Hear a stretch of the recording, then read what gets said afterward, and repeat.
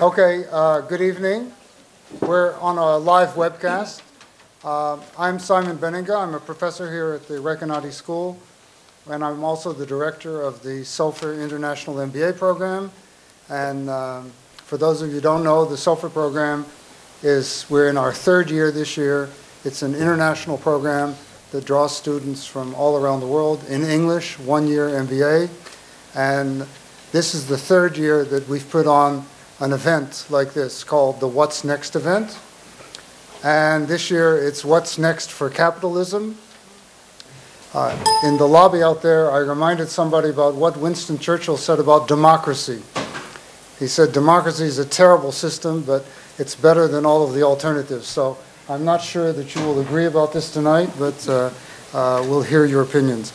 My role in this is to introduce the panel. I'm going to be very short. And let me start from left to right. Our moderator, Guy Rolnik, the founding editor of TheMarker, a graduate of Tel-Aviv University and also of Harvard, one of the best-known people in Israeli journalism. Next to Guy, Ester Levanon, my former boss at the Tel Aviv Stock Exchange. Ester, since 2006, has been the CEO of the Tel Aviv Stock Exchange. And unfortunately, I was reading your bio, and I see you are not a graduate of Tel Aviv University. Is that right? We'll have to fix it. We'll have to fix that. Give you an honorary doctorate or something. When I went to the university, there was almost no Tel Aviv University at the time. For those of you who don't know, Tel Aviv University was the third university in Israel. There was only the Technion, I guess the fourth, Technion, Weizmann, and the Hebrew University. And Tel Aviv University started in the 50s as a branch of Hebrew University, and that's what she means. So that's a great honor. I would personally not admit any of this, but, and next to Esther is Professor Dan Ben David, who's a professor at Tel Aviv University, an economist, and a very, very well-known social critic. Can I call you a social critic? And somewhat controversial, so we expect you to be controversial tonight. And finally, at the far end of the panel... And a graduate of Tel Aviv. And a graduate of Tel Aviv. And a graduate of Tel Aviv University. And finally, at the end is Mark Gazit, entrepreneur, started a number of companies, including Delta 3. Today, Mark, you're the CEO of SkyVision, is that right? I was CEO of SkyVision, now chairman of AIGate. And chairman of Gates. Mark started a company which I'm personally acquainted with. He started one of the first voice over IP companies. And to this day, I am a subscriber of Delta 3, it's called. So you're a Delta 3 graduate. I'm a Delta 3 graduate. And unfortunately, your bio doesn't tell me which university you graduated from. So one of the things I've done was actually executive program of this university as well. I tried many of them. Okay, so 3 out of 4 is not bad. Okay, I'm going to stop here. I'm going to turn it over to Guy, and you're going to determine the rest of the evening. Okay, thank you. Everybody can hear me without the mic? It's okay? All right. We need the mic? Okay, sorry. So I think it was last Wednesday in the World Economic Forum in Davos that convenes every year in Davos. The opening panel in Davos each year for the last, I don't know, 20 or 30 years is a panel called Global Economic Outlook. It starts at 9 a.m. the first day of the session, which is always Wednesday. And they usually have 4 or 5 economists, one from the IMF, one from the emerging markets, and then they have one CEO from the US and from Europe. They have the flavor of the year economist, which was... It used to be, in the last 4 years, it was Nouri El-Rubini. Before that, it was Steve Roach from Morgan Stanley. And there used to be a time even that it was Jacob Frankel. So every year it's the same session, Global Economic Outlook, and every year they get it wrong. So, but the panel is always, the room is always full house, very crowded, and everybody is very excited about it, and all the major headlines come out of this session. Well, what do you know this year? Surprise, surprise. They had another name for the panel. And what was the name of the panel? Opening panel of Davos, which is the 1% against the other 99%, or maybe the 1% against not the 1%, but the tenths of 1% against the 1%. Okay, so what's the name of the opening panel in Davos this year? What's next for capitalism? I think they named it Capitalism, a debate. So we had 5 people. 4 of them were all for capitalism is working okay. And we had only one that said capitalism is not working, and this was a leader of a labor union. She was from Australia. Her name is Sharon Burrow, if I'm not mistaken. And she is the head of a global confederation of labor unions. And I find it odd, first of all, that if you take 5 people who are have some knowledge of economic and business, the only one you can find that will criticize capitalism seriously would be a labor union leader. So tonight we'll do the same session. I hope will be more unique and more interesting, and I hope we cut straight to the point, and without being too much politically correct. And first of all, let's start with a question: why now? The financial crisis was 2008, and Europe is in a recession. I don't know, a year or 2. U.S. maybe is already plateauing now after the recession, and all of a sudden, this is a subject that I think in the last, I don't know, 30, 40 years, we haven't heard more than we are hearing in the last 2 or 3 months. So go ahead, if anybody wants to start. I can start. Okay, you can start. And I'm not bringing the academic point of view, actually. Just take the mic because they're recording. This is live streaming, so be careful. Yeah, I should be extremely careful, especially after what I will say. Maybe we'll ask you to censorize it. So I will bring the business person point of view, and I will bring a point of view on emerging markets. And you're absolutely right. 10 years ago, I think people knew about the good, the bad, and the ugly about capitalism. But that was probably the only possible solution we knew about. And I think what happened during the last 10 years is first we see that ways of managing economy that are not necessarily capitalism, such as communism, suddenly becoming extremely successful. We can see that in China is prospering, and actually does a lot of business and is growing. Africa, where not all the countries are truly capitalistic countries, growing 8% a year. And on the other hand, I think the distribution of wealth becoming even more important. And I think that's what really bothers people, not if capitalism is working or not, but whether the distribution of wealth is done in the right way. But Mark, just to say, before you continue, China is performing nicely in the last 10 or 15 years, correct me if I'm wrong, because it's moving away from central planning economy to capitalism.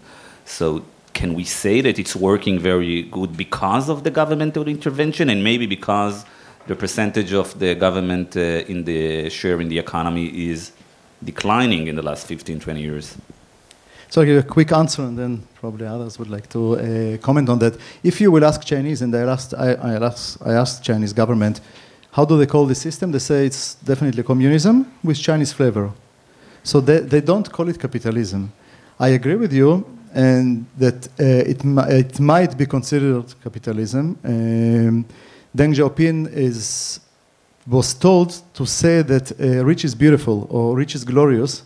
He rejected the fact that he said it, but people believe that he did say it. So it's a very big question.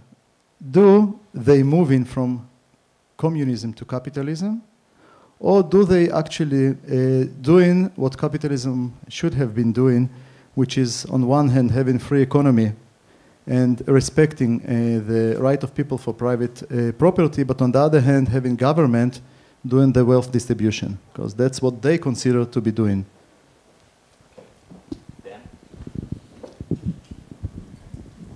I don't know why it happened now. It seems, I mean, I have a very non-exciting answer. It's kind of like a pendulum. And if you want an even less exciting answer, it's even less of an extreme pendulum, because once upon a time there was a big discussion between Keynesians and monetarists or classicalists. And one of my other places that I went to school was the University of Chicago. So I learned all about the benefits of capitalism, and I don't think that you would find very many people there even that would be proponents of what publicly politicians ascribe to capitalism. It's not a jungle. I mean, there's a difference between capitalism and what many people politically or publicly talk about. There are market failures in open economies, and there is a place for regulation, and there are no purists anymore on either side. We even had 10 years ago here, one of my professors from the University of Chicago, Jacob Frankel, who was the governor of the Bank of Israel, and he intervened in the markets, in the foreign exchange markets, when he saw it necessary, and it's okay. And it's not. I don't see a problem here, and the issue of income inequality is something that in academia, in my field, I'm a growth economist, but for the past 20, 25 years, the hot topic has been steady state growth and income inequality within nations. My own dissertation was on inequality between nations. We've been at this for a while. It's just that the rest of the world has been making it public over the past few years. I don't have an explanation why it's happening now. But it's an issue that's, I think it's the basic issue. I think it's something that we've been dealing with for quite a while. And there is no right answer. I think it's depending on the circumstances, how much government intervention is needed or not needed. It depends on the problem. If it's a temporary problem, then you have someone like Stanley Fischer intervening here, for example, in the foreign exchange market. And if it's a problem that looks like a permanent problem, then you don't intervene. You try to negotiate around it. But you do intervene where there are market failures. And here is, I'll give you just two main examples, and then I'll pass it on. In Israel, but also elsewhere, the two of the biggest market failures that I can think of are in infrastructure, physical infrastructure and human capital infrastructure. We know that kids' achievement in school is highly correlated to their parents' education levels. So if you just let them go to school and figure it out on their own, you're going to have a widening gap in society. And this is a classic area where a government needs to intervene. Smart intervention, not just throwing money at the problem, which our government and most governments do, but to do it wisely. But the idea is to overcome the gaps that are already there because of the parents and give the kids a better head start. Another area is transportation infrastructure. Especially here in Israel, we have a situation where people went out in the streets in the summer to talk about or to complain about high housing prices. Well, housing prices in Israel are very high. But that's just the tip of the iceberg, by the way, just to give you an idea of what very high means. You need to work roughly 8 years of median income to get a median apartment in Israel. In America, it's roughly 3 years. In Israel today, it's more years of income per apartment than for New York City or for London or for 174 out of 175 metropolitan areas in America. But that is not an issue that is just because the land belongs to the government and we have a more corrupt or less corrupt land authority here. It's because somebody forgot to give a good education in the periphery and forgot to connect the periphery with trains and with roads and make it a viable place where the prices are low and people could go live there. And that is a market failure. The market doesn't develop this. This is where you need planning, you need strategic foresight, and you need leadership. And you can see that we're not the only ones that are lacking in this area. You can see how Europe's been reacting to the crisis in recent years. Not exactly exemplary period for politicians. Esther, Danny just spoke about market failures, and you are the expert in markets here, in the most in the market that not failures, yeah. Okay. Okay. So, since you are not an expert on market failures, I'll rephrase it more generally, and I would say that if we look at the last, I don't know, 10, 15 years in the international capital markets.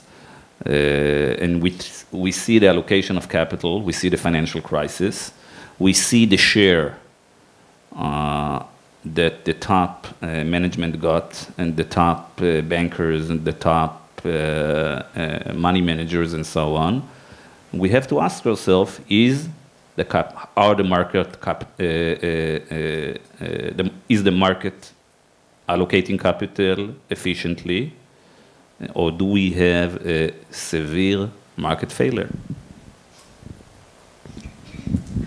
Well, I'll answer this one, but before that I would like to tell a little story relating to your previous questions.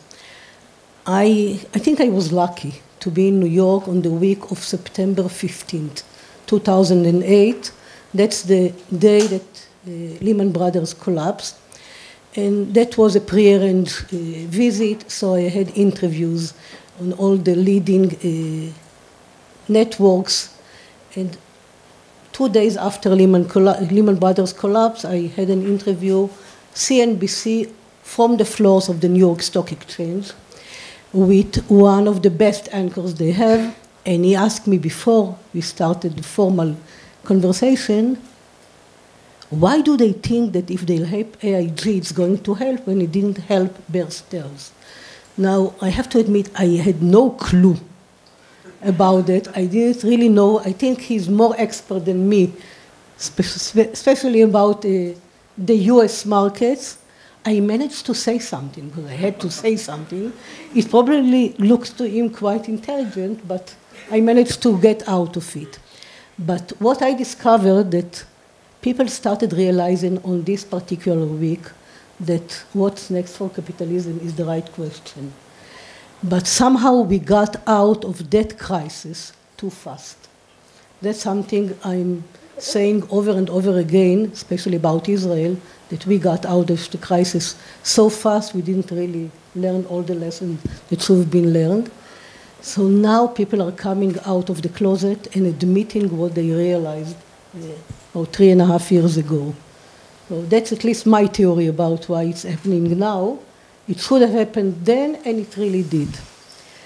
So as to market failures, well, I try to be funny saying that I do not really know anything about market failures, but at least when I watch the markets, and let's say,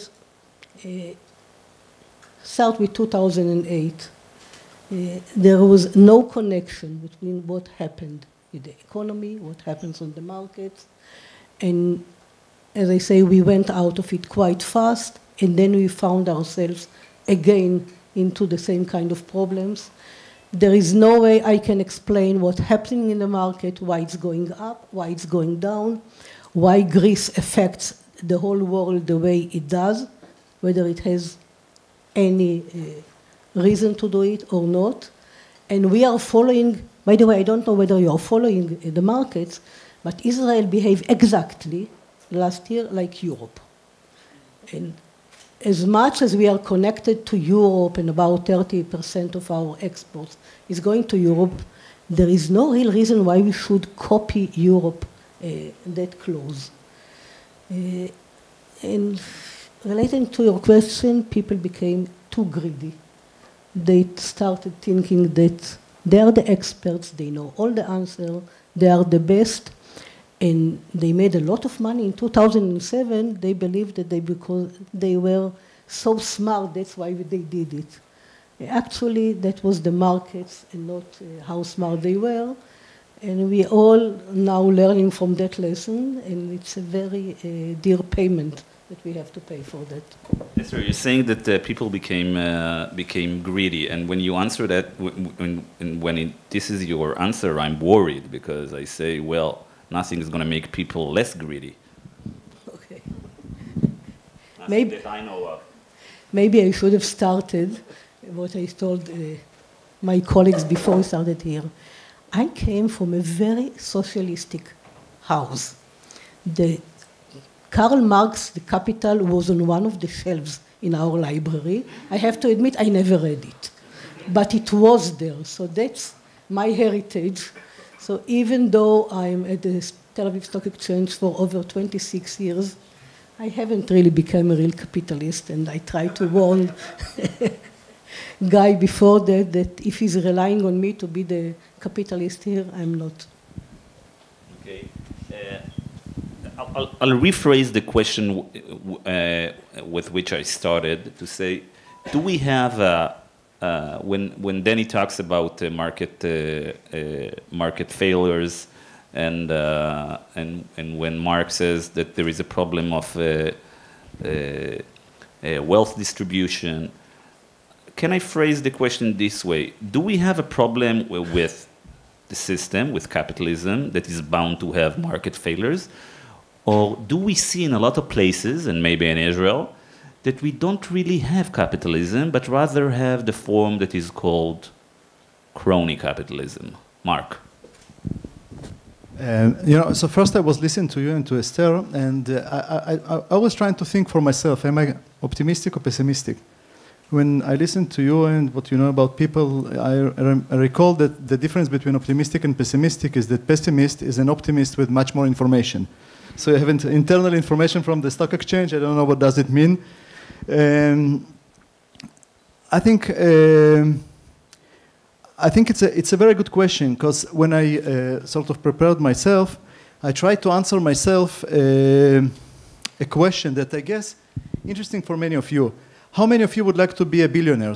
Not a millionaire, a billionaire. Nobody? It's Tel Aviv University. So I look at so I looked at the number of billionaires before the age of 40 in the world, just to understand the distribution. And by the way, I couldn't find any of them being Israelis. So I have to extend it to age of 43 to find one Israeli who is billionaire, and I'm 43 as well, so. And it's not me yet. But it's an interesting fact. In China, we have 15 billionaires under the age of 43. In Russia, we have 15 billionaires. But they have a strong currency. It's true. But still. Artificially strong. I actually prepared the numbers. I prepared the numbers, even if they will change the currency, they're still billionaires. It's interesting because in Russia we have exactly the same number of billionaires, which is 15. So by the way, if you would like to make some money or to become billionaires fast, maybe you should do business around those two countries. And then I asked myself, how many billionaires are in the United States? In Israel, remember, there is one. How many billionaires in the United States under the age of 43? What would you say? Actually, it's 14. But out of them, 3 were from Google and 2 were from Facebook, so it makes the number of companies 12. It's interesting. It's interesting. So I don't know, what does it tell us about? I will tell you what. This is an easy question. If you look at the names, you can immediately know some of these people on the list are billionaires because they founded high-tech companies that were very successful, and that's why they got where they got under the age of 40. The rest of the people here are all people of crony capitalism. They all got resources from the government. It's all about connection with the government. Okay. Exactly. That's exactly. So I don't know what you have in the emerging market there, but be sure that if you made $1 billion in China, most of the people who made $1 billion in China before they were 30 or 40 made it because they had some access to the government in one way or another. I very much agree with you, and I think that relates to the question about Israel. And again, the experts here that understand Israel much more or much better than that. But from what I read in the newspapers, especially in TheMarker, is that only TheMarker, is that I'm not sure that Israel is so far away. Of course, in Israel, there are some people who made money because they've done great, great, great companies, but there are also some people who made money because they had access to the resources provided by the government, exactly as in China and in Russia. So I let the experts to... In Israel, by the way, we have a unique situation where some of the people, and Esther knows it very well, that some of the people who have control over vast amounts of money, and in the biggest business groups, personally, some of them are maybe bankrupt today. So this is something that you don't find in any other countries where you have people who is their net equity is zero or close to zero or negative, and still they control an amazing amount of money in financial firms, in other pyramids, and so on. Please, Danny. To be honest, I don't know why you refer to it as crony capitalism, just cronyism. It has nothing to do with capitalism. You know, it's just... Cronyism does not have to do anything with capitalism? No, in my opinion, capitalism, the idea, the model is one of free markets. Cronyism is far away from free markets. I mean, it's not, it's collusion, it's a lot of things that are basically failures. It's Danny, how many years have you been exercising business, doing business through your career? None. None. Okay, so the next question before you continue is to Mark. Mark, Danny is telling us that if we have cronyism, we don't have capitalism. Now, you've been doing business for 20 years. Tell us, if you look at the percentage of business being done, and you worked everywhere around the world, what is the percentage of cronyism that you see in any business transaction? That's not fair, because the people that you're talking about are the people who are affiliated with the politicians who control the resources. It's not capitalism. That's something else entirely. It's not what he's doing. It's not meeting on the golf course, you know, and setting deals. It's something else entirely. What I'm saying is that if Mark would say that, what is the percentage? I would say that it's, I would say if it's close to 40, 50, I wouldn't be very mistaken in some of the countries. So if you take what you just said, Danny, that cronyism is not capitalism, then 50% of the capitalism that we see around the world is not really capitalism. So we have a world where, I don't know, around the world today 80% is regarded to be capitalism, okay, and the rest is I don't know. I guess if you go to places, so most of the world basically is not capitalism, but we just call it capitalism. I think you have a definitional problem here. Academia.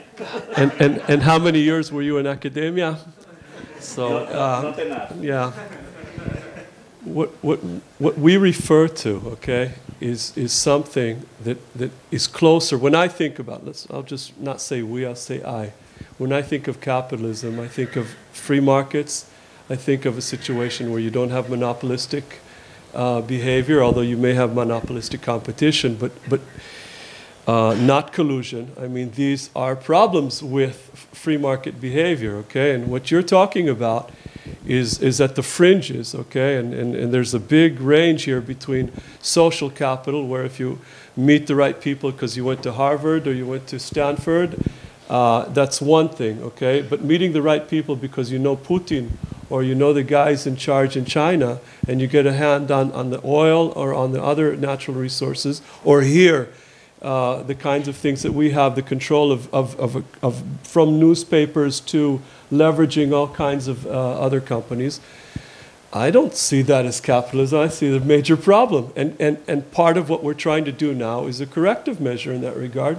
And I think it's great. Okay, and I think what we're doing is capitalism. I fully agree with you. We're moving in the direction. I fully agree with you, Danny. But what I want to say is that I think that if you say cronyism is not capitalism, if you do business around the world, in Israel, in the US, in Africa, in China, you tend to understand that a lot of what is capitalism is, there is a lot of cronyism involved everywhere. It's not only government. There is a lot of cronyism in the system. And the question is, do we have to fix that right away? Because this is a major part of capitalism, not on the fringes, Mark.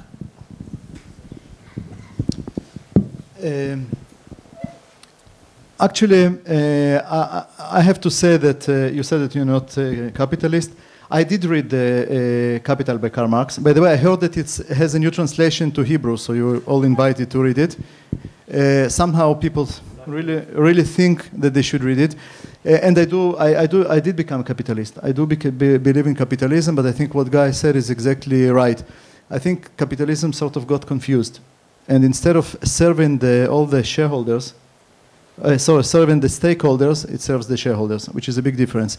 And when we do business around the world, I think we can see the trend that starts with the fact that we as business people coming from what we called sophisticated capitalism, in some cases fell better, I would say better form of capitalism, although they don't call it this way. If I take China as an example, yes, it's true that in China there are people who made money because they established internet companies, and there are people who made money because they had good relationship with the government and helped the government to grow. But on the other hand, when you come to China, you have a Chinese government that tells the companies, look, you should take care of all the stakeholders. You should take care of the society. You should take care of the ecosystem. You should be green, not because it's good for your business, but because we as government think that it's good for the sustainability of your business in the future.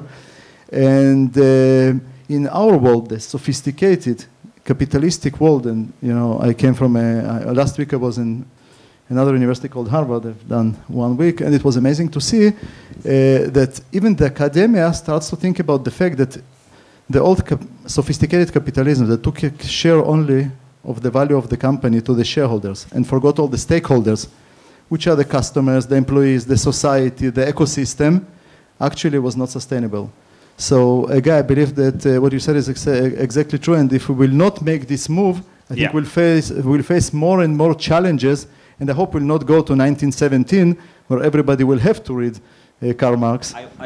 I want to ask a few questions about shareholders capitalism versus stakeholders capitalism, and we'll start with Danny that will tell us whether whether we can do it. Can we really have a capitalism that looks at all stakeholders? But before, I want to go even backwards and ask Esther. Marx says we were focused on shareholders, and we have to think about stakeholders. And I want to ask you, if you look at the last 10 years in the financial markets, maybe we are not even focused on shareholders, but rather focused on the managers, the CEOs. And the market worked only for and served mainly the agents and not the principal. Well, as an employee of the stock exchange, if I want to have a job tomorrow, maybe I'll just skip it. It's enough, Esther. If you stop it now, we know what your answer is. Okay, I'll stop now. Okay. So, Danny.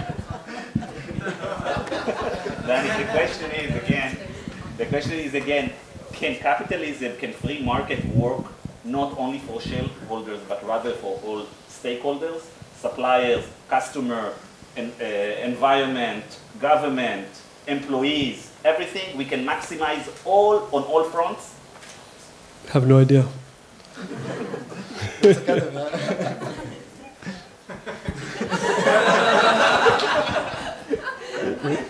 Danny, as we said, we don't have a day in the academia, so you're the only one here that can answer that. Yeah, but I'm not the expert on everything that's in academia, so I will try to stick with things that I think I know something about, and try to pass on things that I don't feel an expert on. You know what? So I know what we'll do. Okay, so we're going to ask the audience the question, and I want to ask you, what do you think about a company called Apple? Is Apple computer? When you look at it, who think that Apple is the symbol of success of capitalism? Raise his hand. That's it? Do you know what the shares of Apple has done in the last 10 years? Does anybody know? It went from a market cap of $3 billion to 400, almost more than 100 times. Okay? So who thinks Apple, and they are what do you think about their products? Who thinks they are making good products? Okay, they are making good products. Their share is gone up dramatically. Does anybody know here what Apple did with with all their inventions to the ecosystem and to the internet space? Okay. So the question is Apple a symbol of the fruits of capitalism? Okay, why not? This is, please. Just tell us your name and, okay. And do we have a mic for the people in there? Yes, Erin, please. Thank you.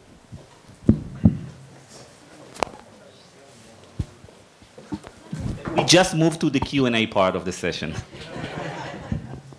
Hello, my name is Eli Jolikas.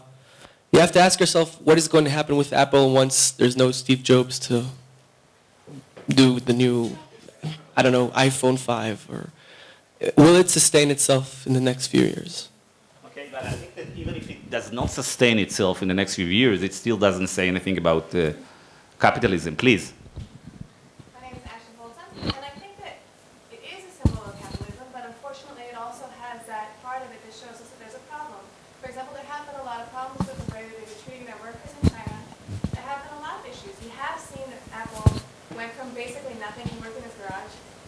Tremendous success. When he left, it did fall. When he came back, he brought it back up.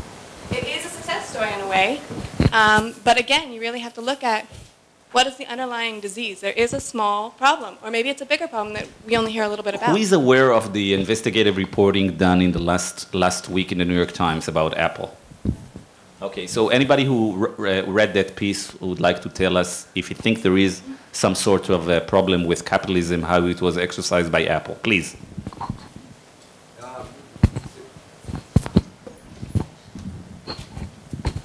I think that the main issue that I would say is that capitalism at its basis comes with this concept of scientific management, where everybody are cogs in the wheel in the process of value creation. And so the intangibles that go with the fact that human beings need certain things to maintain their dignity in this world, just like the apartments in Tel Aviv that you try to maximize the income you get from rent, but that means that people don't live. How did we move from Apple to the apartment in Tel Aviv? Because it's the same thing. It's the commodification of items, and in doing so, the disregard for the externalities that are affecting the societies within which those items exist. The amount of rare metals that go into Apple products, which create horrible poisonings of waters that affect billions of people throughout Asia. The amount of challenges in recycling and the lack of systems that exist in order to process what are going to be long-term negative externalities on the economies, on the human life cycles for generations to come. None of these are factored into the price of the iPhone. And what capitalism has done throughout its history is it's provided quick opportunities for individuals to maximize their control of resources, whereby cronyism becomes not only an incentive, it becomes just a very basic part of the system. So unfortunately, just to make sure that we're all on the same page. First of all, Apple denies everything that in this report. Absolutely.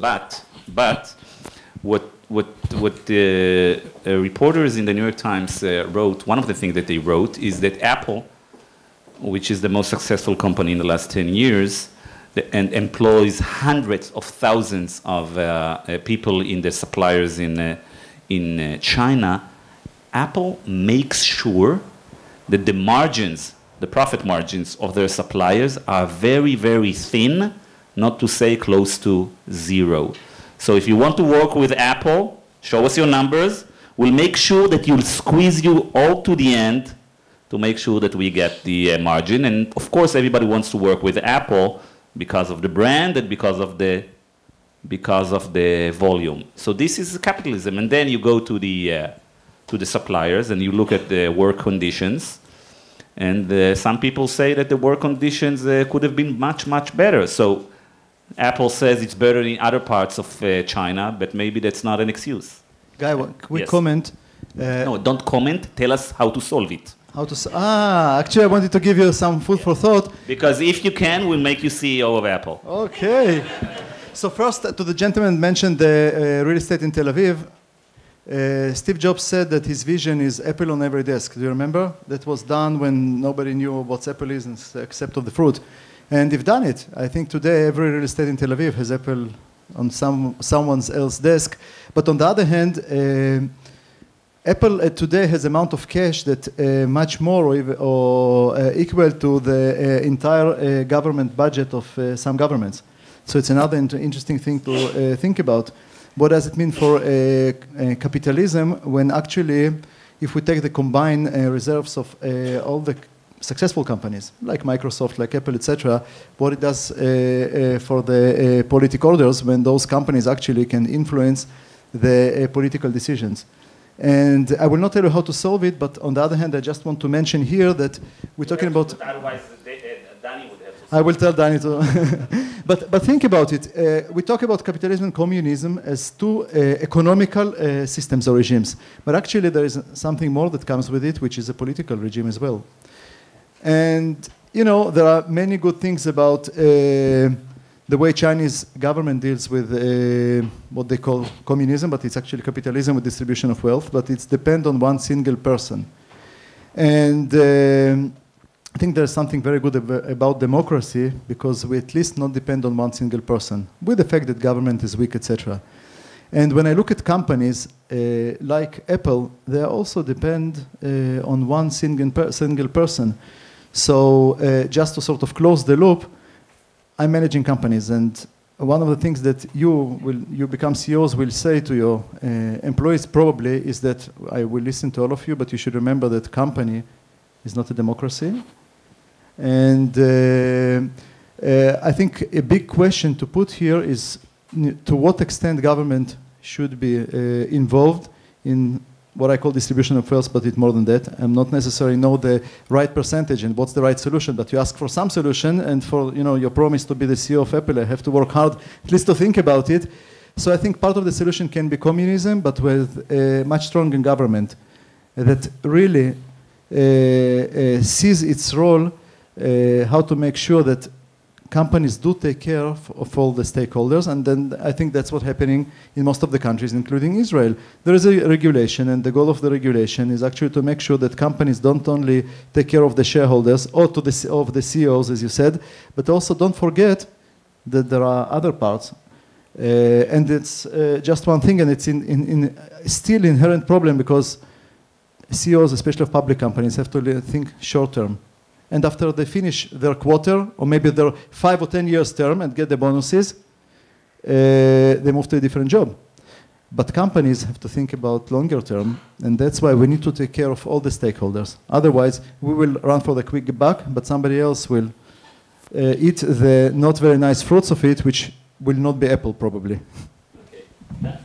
Danny, to continue what just Mark said, do we need, in Israel now, or all around the world, you pick, do we need more government intervention? Well, two examples I'll draw from what you said and what was said out here. When you said that basically Apple sucks all the profits out, the profit margins are very small. Well, nobody forces companies to work with them, even at small margins, right? So what is the alternative that they have? And if they're still working with them, even at those profit margins, who are we to say it's bad? On the other hand, some of what was mentioned here, where there's a lot of environmental damage and a lot of other problems, be it child labor or I'm not even talking, I didn't read the article, so I don't know if in the case of Apple it's child labor. For other companies it is. That's where you need regulation, okay? And you need it here and you need it in other countries. Apple should not worry about the state of employees in their facilities, in the supplier. It's the Chinese government that should take care of it with regulation. I'm not done. Okay. There is an issue of regulation. The Chinese are probably one of the last countries in the world that are going to worry about regulation of that kind. On the other hand, you have the World Trade Organization. You have other you have the Chinese wanting to make trade agreements with Western countries, and you do have consumers, okay? And consumers, like private citizens who could boycott companies that worked in South Africa of apartheid. You have companies or you have people that boycott, and I think here you had a boycott on cottage cheese. You can have it on much more serious things elsewhere. That works, you know. There's nothing to prevent people. It's easier to if a lot of people, not in the iPhone. I think if a lot of people had the concerns that you raised and you raised about environmental issues, okay, then why don't they work together and make this public enough and make it an issue for the Chinese to worry about? Otherwise, who are we to come from outside and say this is a problem? If it's a problem, fix it. And if you don't like it, organize people to take care of it and get the Chinese attention and get the American congressman's attention next time they try to make an agreement with the Chinese. That's how it works. Capitalism and democracy and other things. It's not like it's not freewheeling. Democracy isn't free, like Churchill, like you said in the beginning. It's a messy business. Capitalism is a messy business. But it doesn't mean that we don't have the right to organize and to boycott and to pressure our own people. And in America, we're not talking about Singapore, we're talking about America. America has a lot of pressure being the main market for the Chinese, and it can pressure the Chinese. And if it's so important for Americans, what's happening to Chinese workers, get with the program. You know, why should you just complain about it?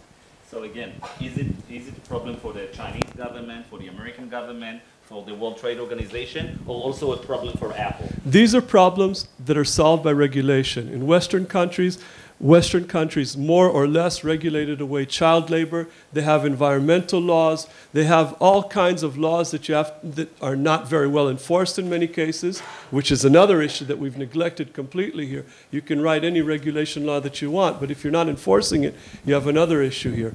But we have laws. We've moved in that direction, and we have huge market power to basically try and force whoever wants to deal with us, to trade with us, to toe the line and to pass environmental laws and to pass regulations that make child labor illegal and exploitation. And okay. So Esther, what Danny basically is saying that corporate social responsibility is mainly a job not for corporations but rather for governments and regulators. What do you think? I would like to comment on the things we heard before answering you. Okay, just make sure that you answer. Yes. I think we are going to extremes here. First of all, we are being caught by definitions, and we stick to the definition of capitalism that was defined over 100 years ago, and stick to it. When I was in New York at that time, I discovered that even Americans realized that there is no pure capitalism. We are far from it. We had a discussion with Professor Benninga before that. There is no pure capitalism. And there is a lot of hypocrisy. When you ask about Apple, I think most of the people here had iPhones. And now they hide it. No, some of them taking pictures all the time, by the way. But now everyone's talking about social responsibility of the poor Chinese. I don't know whether they are poor Chinese or lucky Chinese, on who is going to take advantage on who at the end of the day. Because they becoming that empire that no one really thought they are going to be, and they might suffer on some in some aspects, but they are on their way to take over the world the way they are doing it. So maybe. But the people who are taking over the world are not those poor workers. I'm not sure. I'm not sure it's not part of the whole picture. Of the Chinese population that will take over the world, and not the rest of the 95%. Well, that will be probably our children will see whether it's going to be 1 to 100. When countries grow, the poor are better off. It doesn't mean that there isn't a problem of poor, but would you rather be a poor person in America or in Israel or in Zambia? You know, it's better to be poor in a wealthy place, in a rich place, even if you're not well off compared to everybody else. You have to define these things a little bit more. There's absolute poverty and there's relative poverty. And what's happening in these places, these people are better off than they were otherwise. That's what I was alluding to. So the profit margins may be zero, but nobody's forcing anyone to work with Apple. Okay? And so we have to take these things with a little bit of a grain of salt. Still, minimum working age and environmental issues are not issues of free markets. They're issues that we want, despite free markets, to uphold, and that's okay. It's, yes, please. My name is Osher Berry, and I have to admit that it troubles me to hear what you're saying as an educator in this university, because this is part of the problem. The problem is that we have a professor, and I'm a graduate of this university, and I think the education is superb, but you are actually exempting CEOs and managers in companies from their responsibility. So you're actually saying, when I become a CEO, I can steal, I can abuse, I can use whatever I want, just don't get caught in regulation. And if you can do it not in the scale of Apple, what? I believe that's against the law to steal, no? But you're saying I can do it without being boycotted. If I can manage to do it, it's not my problem. It's not my responsibility. What about the manager's responsibility? The manager's responsibility. It's first of all to abide by the law. Okay? And if you don't like the laws, change them. That's all I said. I'd like to answer it as well. You know, I've done the CEO job a few times, and I have to say that I have to disagree a little bit just to make it more interesting. But in this case, I really disagree that the CEO job is not only to obey the law. And it's not true that CEO has to do the minimum amount of efforts possible in order to obey the law and to increase the profits to its shareholders or the value of the share. Because it's a short-term thinking.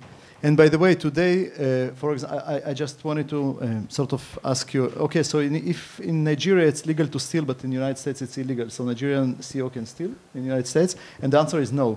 As a CEO of the company, it's totally your responsibility, and I say it's a corporate responsibility to take care of the overall ecosystem. Otherwise, you will create something that in short term might work, but in the long term will collapse, and we see it. And another thing you mentioned, which is interesting for me, I came to Israel only in 1979. Before that, I was a little communist. But you said that it's better to be poor in a rich country. And people were talking to me about Tkufat Hatzena, which is like, I don't know, how do you call it, but sort of an era of austerity. And we rationed food. Yeah, you rationed food. And I didn't hear from people who I've met that there was so many demonstrations and people talked about inequity, etc.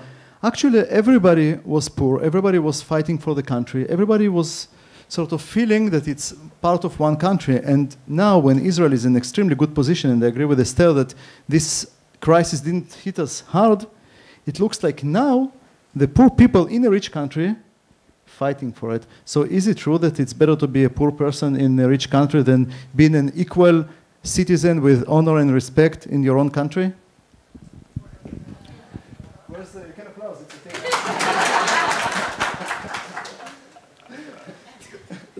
thing. I think we're confusing a lot of issues here. It's better to be poor in a wealthy country, okay, period. You have higher incomes, you have a better health system, you have a better welfare system, you don't go hungry in the streets like you do in poor countries. And that's just a fact of life. That doesn't mean that what we have in Israel is good. It's not. We have one of the highest rates of poverty in the Western world, which is a problem. But we measure poverty in relative terms. You have to get the facts straight here, okay? Poverty, the Gini index is a measure of inequality, and it's one of the highest in the world, okay? But what concerns me is not who's at the top end, it's who's at the bottom end, okay? Even though the poor in Israel are better off today than they were in the 50s, forget 50s, they were better. The bottom decile today is 15% higher income in real terms than they had 10 years ago, okay? And by the way, this is in gross incomes. The top decile, by the way, the top decile is only 2 percentage points more, okay? It's a very interesting finding, by the way. But income inequality increased, and poverty in Israel is one of the highest, despite what I just told you, because it's a relative term. You take the median income, half of the median income is the poverty line.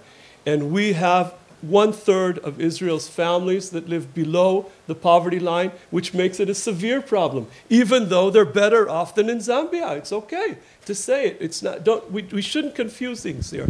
The problem in Israel is not of empty refrigerators, even though there are probably there are families that certainly have that problem, but it's not the problem of poverty. The problem is that we're living, if you're talking about Israel, that we're living in a tough neighborhood with all kinds of existential threats where kids of rich and kids of poor have to serve together. We don't have a professional army. We're all in this together. We want to be here together.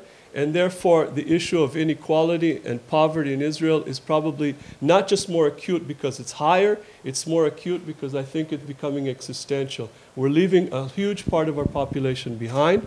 I think it's a really serious problem with major implications for the future, and we need to deal with it. And we've ignored it here. Okay, we've ignored it completely. If you talk about Israel, okay, half of the children today in Israel are receiving an education below third world. This is not going to get better, okay? Even though their lifestyles are better than they are in Africa. But we're preparing them for a country that's going to be a third world economy. And just one more, just to make you really feel good about this, okay? It's about poverty. No, because you have to put it in perspective, and we're kind of making a mishmash out of everything here, okay?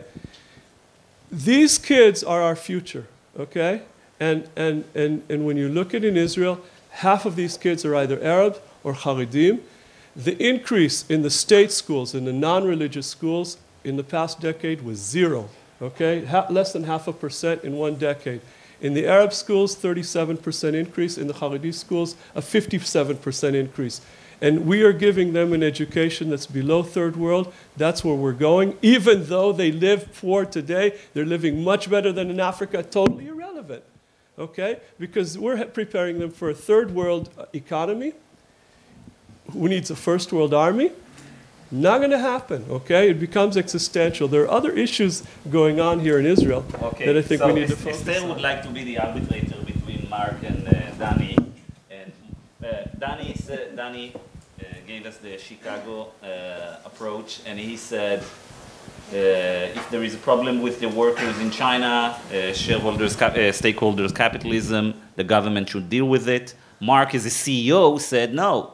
I'm also as a CEO that have to deal with it and not wait for the law and for the government and regulators. So you have to make the decision now. So let's start by telling you that the best thing is being rich in a rich country and not poor in any of the other countries. But I think in a way you contradicted yourself, because you mentioned that what people feel about themselves is relative to the others. And then you went up to some deduction that I don't really agree with. I don't think that being poor in a poor African country is good. But look at the social unrest we had last summer. People were protesting against things that in the 60s, we never even dreamt about protesting. And we were in absolute terms in a worse situation than they are now. But they are not protesting because they are absolutely in a better, they are protesting not because they are now in a better shape than their parents were, because they are comparing themselves to others, because they have to rely on their parents to get money from them. But if you'll compare them to African children, they are better off. There is no reason why they should protest. So it's not. So where's the contradiction? So it's not that simple. It's not better to be poor in a rich country. In a way, you feel even poorer in a rich country. So I really mean you have to be in a better position there. Now, you asked me a question before which I never really answered, and it relates to what Mark says about CEO responsibilities. That's a really good question, because when they are hired, the company thinks their responsibility is only to the company, or as we all heard in Harvard, shareholders' value, which was something shared that... value. In Harvard, shared value. Okay. Well, I remember. Shareholder value or share value. Yeah. Okay. So if a CEO is having to do what he was hired for, he has to pay no attention to the what's happening around him, no to the ecosystem, nothing like that. And probably none of you would have now had iPhones if it was priced twice as it is today. So we have a problem that way. On the other hand, we do owe something to the country, to our surroundings. I solved my problem very easily. I defined myself. The Tel-Aviv Stock Exchange is still a mutualized exchange. So we don't have to look for shareholders' value. So I decided to define my job as doing the best I can for the Israeli capital market. I don't know whether that's why they hired me. They want me to do the best job it is. And is Israel, what's good for Israel capital market is also what's good for Israel economy? Well, I believe it is. Okay. I believe it is. That's why even though Stanley Fischer made it impose taxes on foreign investors, which is not good for the stock exchange, I believe if it's good for the economy, at the end of the day, it will be good for the stock exchange. So there is a problem because as a CEO, you have to do what's best for the company. As a person, you have to do what's best for either your country or it's not easy to be a CEO, yeah. So it's not easy, but I think the first thing we are human beings. So we have to find a way to combine those things. Okay, I think the last 15 minutes were amazing, and we even surpassed the Davos debate. Okay, they're good for you. Questions, please. Yes. It seems to me that behind many of the problems, the bubbles that burst, there's poor regulation. You can put the finger on the point of poor regulation. I teach here, but I also teach at INSEAD, and out of students that come from Singapore, the best and the brightest go to work for the government. Now, if you think about carrots and sticks that are needed, I think TheMarker is doing a great job in terms of the sticks, okay? But the carrots are not there. How are we going to turn our public service as a place that is attractive to people that can outsmart CEOs that are self-serving, which is okay to some extent, and take care about the interest of the rest of us in a way that would still have an operating system and operating markets. Danny, what is the answer of the capitalism and free market, or Chicago for that matter? Okay. I have to approach somebody. Yeah. Okay. What is the answer of capitalism and free market to what we just heard, that we have an asymmetry here, meaning that the corporate sector and other sectors, the private sector, is much stronger and smarter than the regulators? Well, the capitalist version, which in this case I agree with completely, is smart people go where smart and gifted and educated people go where people pay them. So if you want serious people in other places, you need to pay them accordingly. And what better place than this faculty here in this university to talk about you get what you pay for, you know, in many cases. In America, and I'm on purpose giving you an example from another place, but it's relevant for this. If you want good professors in finance, in marketing, you have to compete with the private sector. Otherwise, you're going to get what you're paying for, okay? So the better universities in America pay higher prices than they pay, or higher wages than they pay for people who may do equally important things, but teach Greek mythology or something else, and they get paid bumpkiss, nothing, okay? Now, here we pay everybody the same because we're egalitarian, right? So what happens is that this business school has a major problem attracting finance professors and marketing professors from America. Now, take this to the government, okay? You want serious people in government, you have to pay them. And you may be able to get by having less people because they're gifted, but keep in mind that the pool of gifted people is limited. So do you want now, you know, to attract over, I don't know what the answer is and I don't know how to do it. You want gifted people there, you also want them to be politicians, okay? You also want them in the private sector because that's what's going to help the market grow. And the pool's limited, okay? How do you do it? I don't know. I don't have an answer here, but it's clear to me that if you want serious people in government, you have to pay accordingly, and until you do, you're not going to get what you want. Let's do a quick poll. Who thinks that if you want to get great talent, the way to go as regulators, government, the way to go is pay top dollars? Okay, and who thinks that there are other ways to motivate people to go to government without? Okay, so we have a mix. So a volunteer from each side would tell us why do you think you have to pay top dollars? That's the way to go. And on the other side, who think that we can find the other ways? Please. Yeah. Otherwise, they get the top dollars from the second tenure that they do with the tycoons. I think that motivation can be also about make annual prizes and everything about recognition. The people search for it. And it needs to be complete in this way as well. Any more ideas? Please, yes.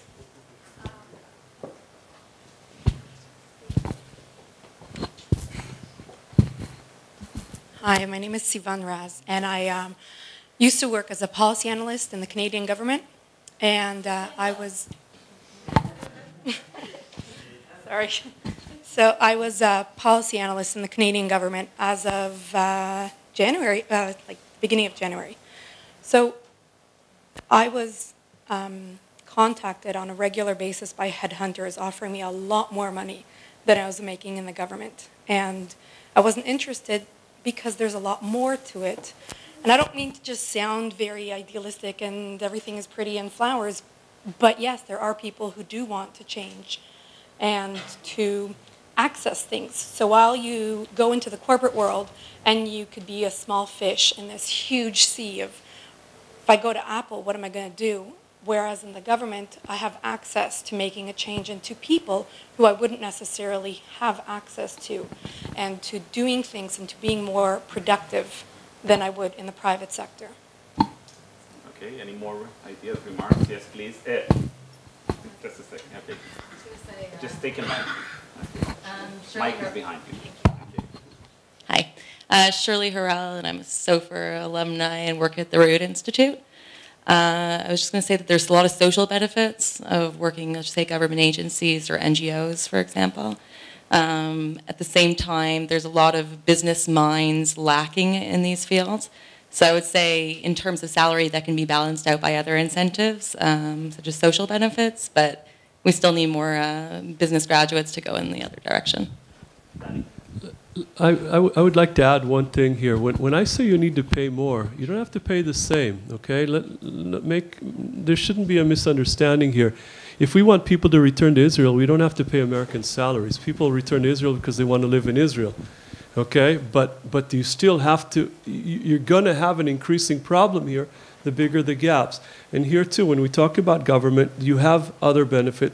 I'm in a funny situation talking about money or other things, because I, for 10 years, have been doing just the opposite of what you should be doing in academia, and actually working on issues in Israel that I'm like the Shiite in academia, basically. You know, it's the last thing that's helping me academically is to do what I've been doing. So it's not, obviously it's not all money, and no one understands it better than me. But you cannot get away from it. I mean, it's not the absolute amount, but it's clear that you have to have differential wages for different people. If you don't have enough physics teachers in school, you have to pay physics teachers more than gym teachers, on the assumption that you have enough gym teachers. I don't know, but you have to start thinking in a different way. And again, it's not equalizing because you have other benefits. Teaching young children, teaching in university is great, okay? Having a hand in policy gives you other benefits. You don't have to equalize, but certainly you have to take into account salaries, because look at the kind of civil service that we have and in other countries have, and look how it's working. It's not working. Something is definitely wrong here. Shimon. So, You want to raise? yeah, I want to raise. Your iPhone, okay. My iPhone went off. Can I change the subject for a second? So it seems to me that one of the things that's happened in this last crisis is we can talk about capitalism, but it seems to me that one of the main features has been that enormous amounts of government money have been thrown into and at supposedly capitalist institutions. We've bailed out half the banks in the Western world. We're in the process now of trying to bail out Greece, which is probably going to fail. And by the way, in Israel, we bailed out all the banks in 1984. So maybe I can start with Ester. Can you have a capitalist system in which you don't periodically have to bail out all of the big institutions? And by the way, as long as we're using big words, maybe that's the real corruption of capitalism. That if you're big enough, you can't fail. And I'll pay for you not to fail. Well, actually, we can't have that kind of a system. But we do. Well, we don't have that kind of a system. As you say, the banks were bailed out in Israel. The government is helping in the US. So maybe we have a combination. It might not be the best one. But just to quote a conversation, my husband and I had a conversation this Saturday about capitalism. Well, preparing to this panel, and he told me something, and I want to repeat it to you. We started the conversation, he said, first do no harm. And then when I looked to it, first do no harm is what said about medicine, what emergency medicine. When something happens, before doing anything, think whether it's going to be better or worse. So we are not in the best situation. We probably have to make some changes, but we'll have to be very careful what kind of changes we are doing, because in some of the music I heard before, it reminded me of the word of the International. If you know the International, which was the hymn of the Soviet Revolution. Tear down the existing world and build a new world. That's what we are not aiming for, so let's be careful about it. Can I just, I'm not going to answer your question, I'm going to throw a question back at you. Do you think that better regulation could have prevented many of the issues that you're talking about?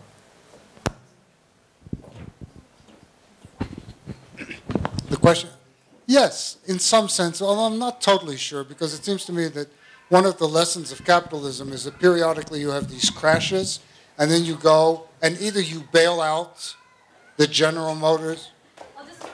This is what is these are what is called the fat cats.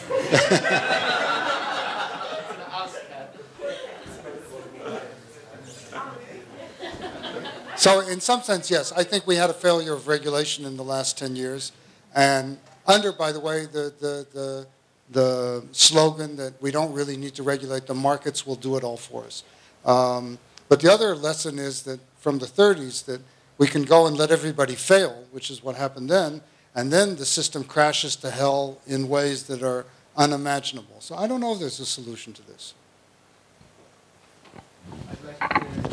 Just a sort of quick point of view, and again, I came here sort of to look at other countries and other case studies. And first of all, by the way, I do agree with you about education. Education is extremely important. That's the future of our country or any country that would like to survive. So on one thing, we have agreement.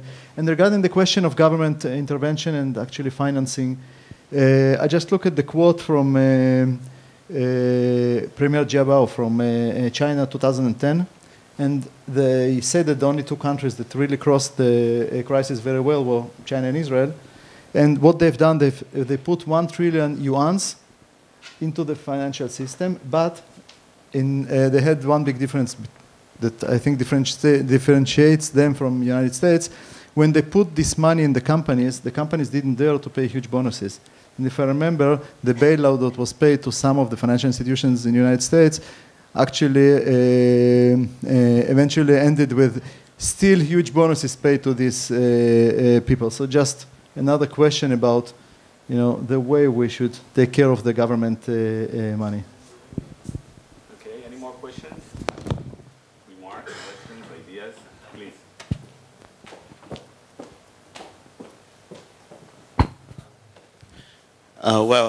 My question is about maybe two things. One is the gap that, for example, I have business in Angola, and I was traveled to Africa. And till now, we just said about Angola in the poverty issue. But for example, Luanda is the most expensive city in the world to live in Angola. And almost anyone knows about that, because even the research funds don't go to Luanda to research about it. They go to Tokyo, Moscow, and this place. But in the same way that they have like one of the most expensive cities in the world to live, you have a lot of poverty and a lot of different social reality there. And it could be, of course, about education. It is about education as well. It's a lack of education there.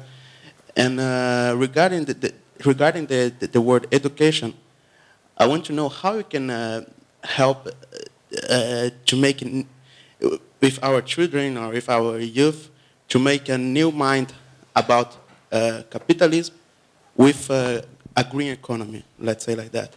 Because I think that some people in the capitalism are looking for the earth, but looking to the earth, for example, to get the water or the richness of the earth, and are not looking to the earth, think about the mother earth, let's say like that. I want to know some way to sustainable development. I'll make it short. First of all, I know that the hotel prices in Luanda are unfortunately extremely high. You're absolutely right. I'm doing business there. And still the poor people there are extremely poor. But you ask a very good question about education. And I have 3 kids, and I really think about what should be done. And I'm not sure it's of course, wages are important, the amount of money you pay to the teachers are important, but I think also the respect. I remember, again, I was grown in Latvia. When teachers were coming into the class, we have to stand up, and the amount of respect was enormous. And I think one thing we can do, and it doesn't cost a lot, is to bring this respect back to the teachers in the school. And I'm a liberal parent. I think my kids should have a freedom of speech, but to an extent that it doesn't interfere with the ability to learn. So I think in addition to financial remedies, bringing back the respect to the teachers and bringing back the pride the teachers had for changing the world, like this lady who worked for a Canadian government and felt that she's changing the world. I think it can be a very good step. It's good for Israel, it's good for Angola. I think it's good for any country. Okay, concluding remarks, please.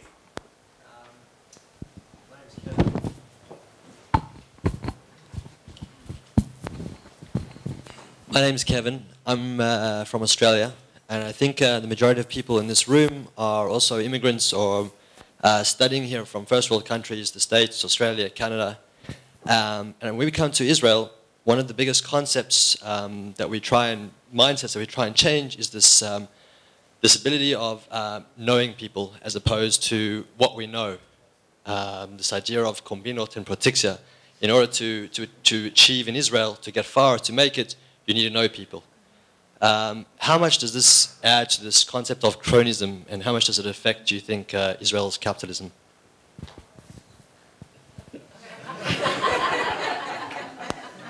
He's a straight shooter.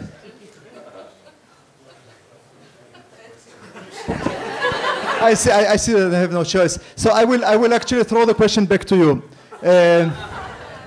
Yeah, in Israel, I also learned that without, if you have protectia in Israel, you don't need any connections.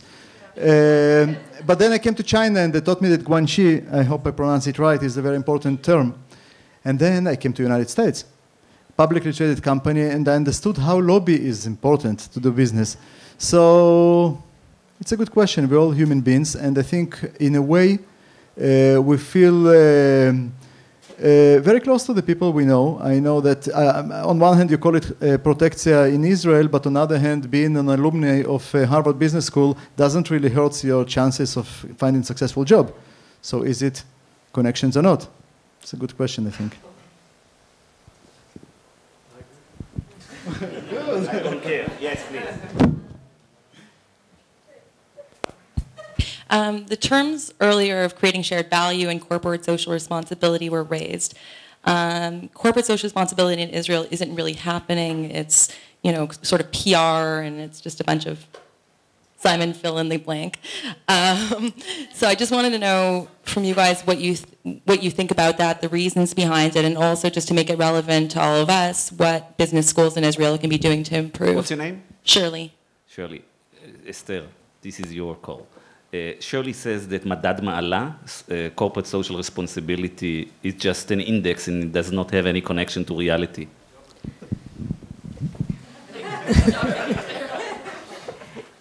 Let me, instead of talking about our companies, I'll tell you about Tel-Aviv Stock Exchange. We do a lot of work regarding social responsibility. We have our employees, they are taking part in education, in helping people. But we made it a point not to publish anything. For Jewish, Judaism says that if you are giving away money, you have to do it secretly, not to boast on it. And whenever someone asks me whether we should talk about it or not, I say, no, we should do it. So when you force companies, and that's an answer to a question you asked before, when you force companies to take part in social responsibility, that's what happens. They are doing it, and you see them all over the paper, including TheMarker, going to all kinds of events and promoting themselves. It's beyond philanthropy. It's beyond philanthropy. It's actually... I'm not talking about philanthropy. I'm talking about real help to people. Even you mentioned Judaism and that you should do it secretly. You should do it, though. When Judaism says that you need to give a maaser, a tenth of your profits, of what you have, and the Israeli businessmen give the least, and they give 0.01% of their profits in terms of company and personal income. So we should take it on both sides and not just say, oh, we'll give it secretly, but nobody really knows if you give or not. Well, I was talking about what's called in Hebrew, matan baseter, not about maaser.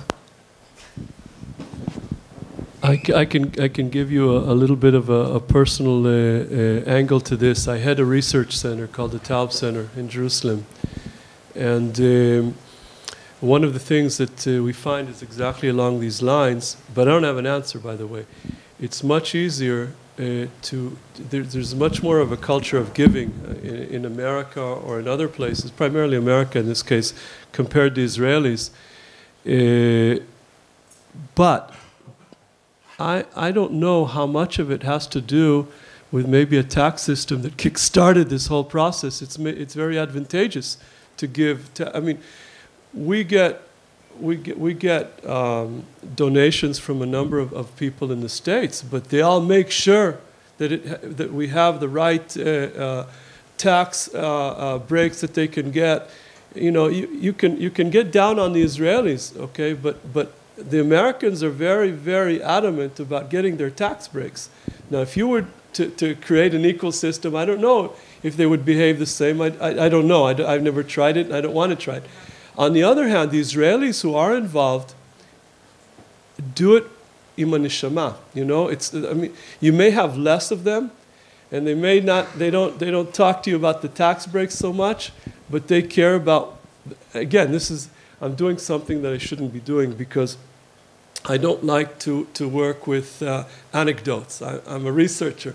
I look at the big picture, and here I'm giving you anecdotes, which you cannot extrapolate from this anything.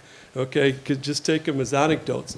But from the examples that we have of trying to raise funds in Israel or trying to raise funds abroad, and specifically in America, and that's where many of the people here are from, the issue of tax breaks is cardinal for many of these people, and the issue in Israel is much less cardinal of those who give. Again, you have a selection bias here, but they feel much more a part of it, and they're in our faces all the time about what we're doing, how we're doing, much more. So you have a bit here and a bit there. It's not. Again, you can't extrapolate anything from what I just said. It's just anecdotes. We have to conclude, so very, very brief. then you. Okay. I'd like to ask the same question as the lady to rows in front of me. I think what she said was corporate governance in Israel, not corporate social responsibility. I'm not talking, I think she didn't ask about philanthropy, about firms doing green stuff or whatever, but firms being accountable to their shareholders. I'm not from Israel, I'm from a country... I think she said shared value, meaning not only, not just philanthropy and not just shareholders, but all the community. That's okay, then let me ask my own question.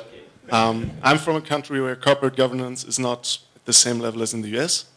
I'm from Germany, but I was really shocked when I came to Israel and I saw what was going on here with some of these trusts that are controlled by one person that also owns a majority of the shares.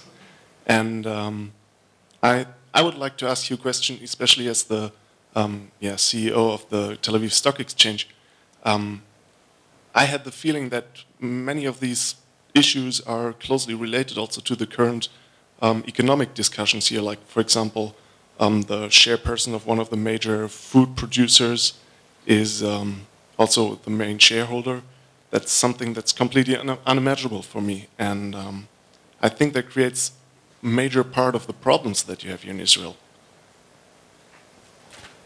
I'm not sure I understood in what way. It's just so much concentration of power in one hand, and she's not somehow responsible for doing the best for her shareholders. I think also the information that many firms here in Israel provide is very poor. So there's small transparency, and this all leads to somehow cronyism. And I think this is what was also mentioned before by Mr. Ben David. It is the complete opposite of capitalism in the way I know it. Well, actually, what you say that if Tnuva, for instance, well, they don't have a shareholder of them, but let's say Strauss, for instance, if they did the best for the companies and for the shareholders and raised their prices, which they did less than others probably, is it good or bad?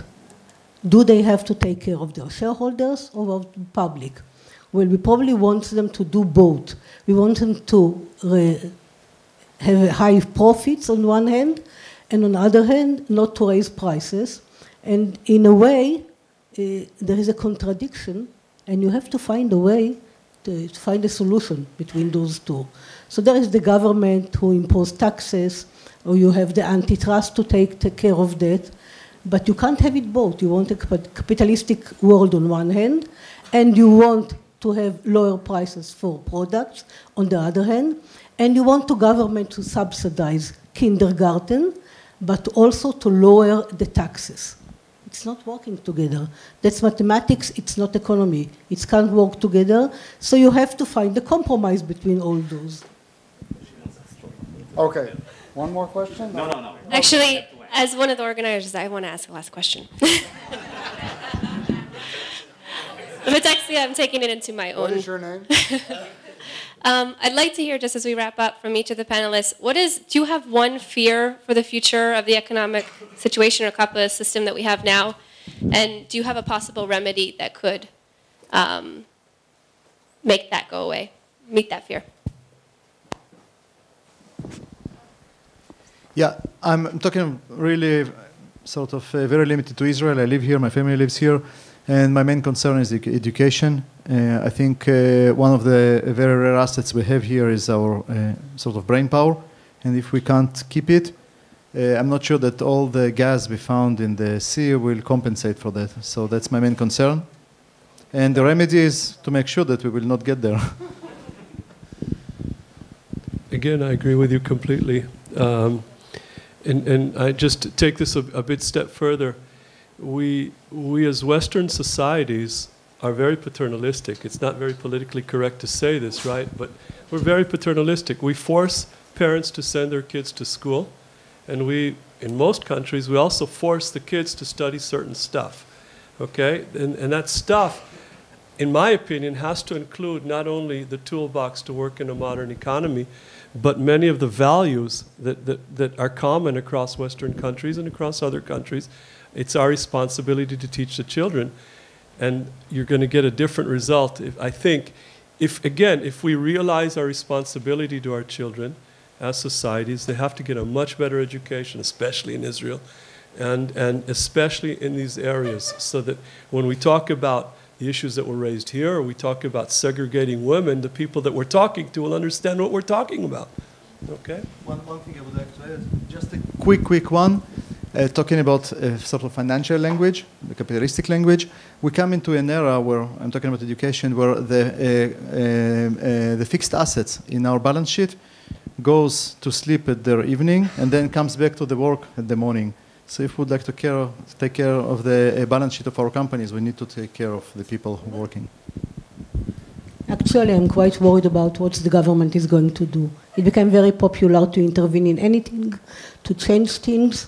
They are not necessarily the experts, and they are doing it mostly to become more popular. It looks better for the public, it looks better in the newspapers, and we found ourselves, well, it's not really golden eggs, but killing the hen that laid the golden eggs, because other people made the economy what it is. It was not the government. So I think government should be involved, but up to a point, and they already started exaggerating. Okay, I just want to say that I have a lot of fears, going back to your question, but after hearing the questions here and how smart are the people here, and these are the future leaders of Israel, I'm much more hopeful. Thank you. Okay, I'm going to wrap this up very quickly. I was really quite shocked by the panel.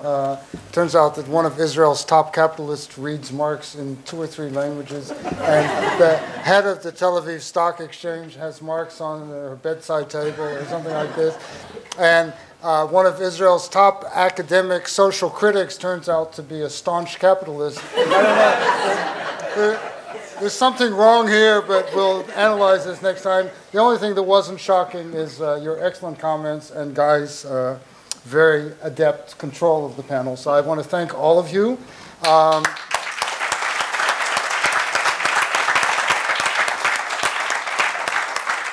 And before we go, let me just thank the staff of the SOFR program who put this together. Aaron, whose baby this is, and who's also about to have a baby. And Sarah Carew and Rebecca Ash, who is around here somewhere, and Tal Mordoch. They all worked very hard on this program, and we thank them all very much. And we'll see you next year. Good night.